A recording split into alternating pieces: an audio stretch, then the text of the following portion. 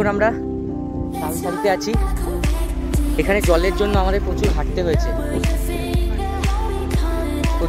জলের জন্য। এবার আমরা হেঁটে অনেকটা এসে গেছি।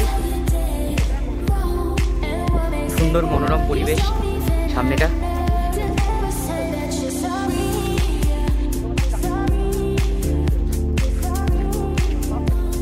এখন আমরা এখানে হাঁটছি তালসারিতে, উড়িষ্যায়।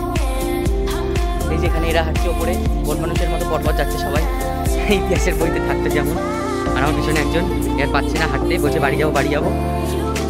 প্রচণ্ড রোদ এখানে। ওরা হচ্ছে ওই একদম সামনে, অনেকটা এগিয়ে গেছে। ওই যে সামনে, ওই যে প্রচুর হাঁটতে হয়েছে আমাদের, একদম ওই বর্ডার ধরে হেঁটে এখান দিয়ে নেমেছি। ওই একদম শেষ মাথা থেকে নেমে ওই যে ওরা আগে চড়ে হেঁটেছে, ওরা আগে চলে গেছে। আমরা মাঝখান দিয়ে শর্টকাট নেমেছি।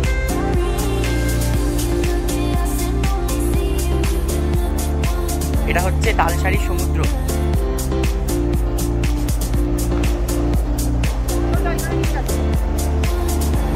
এখন আমরা তালসারি সমুদ্রে, এই যে তালসারি সমুদ্র।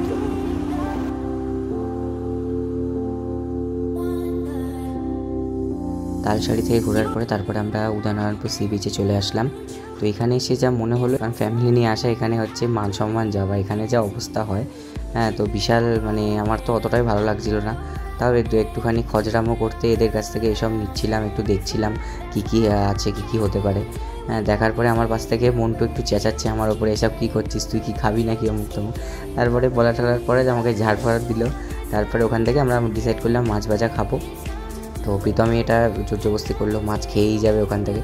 তো এটা বললাম মাছ খেয়ে তারপর ওখান থেকে বেরোলাম। তো এদিকে আর একটা ঝামেলা লেগে গেছে, এখানেই সবাই ড্রিঙ্ক করে থাকে, এদের মধ্যে একটা বিশাল বড় ক্যাচার লেগে গেছে। ওকে মারছে, ওকে ঠেলে ফেলে দিচ্ছে।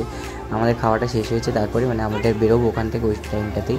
তো বিশাল ঝামেলা, একটা ক্যাচার লেগে গেল, আবার ঠিকও হয়ে গেছে, সেটা নিয়ে চাপ নেই।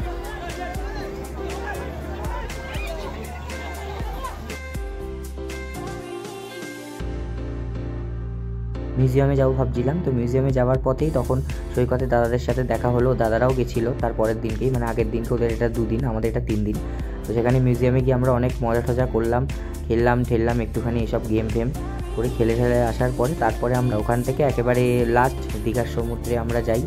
এখানে অনেক কিছুই ভালো খেলার জিনিস আছে, আবার নেই। এই লাস্টে আবার দীঘার এখানে আসলাম, এখান থেকে এসে ঘুরে লাস্ট দীঘার, হ্যাঁ, সব ছবি দিয়ে এখান থেকে তারপরে আমরা এবছরের জন্য দীঘা কমপ্লিট ঘোরা। আবার যাব, তখন নেক্সট ব্লগে তোমাদের আসবে। এগুলো বিভিন্ন মন্দির, এমন কোনো জায়গা নেই তো সেখানে আমরা যাইনি। আমরা সব জায়গা ঘুরেছি, কমপ্লিট করেছি একদিনে বেরিয়ে 2 দিন ওখানে আমরা থেকেছিলাম।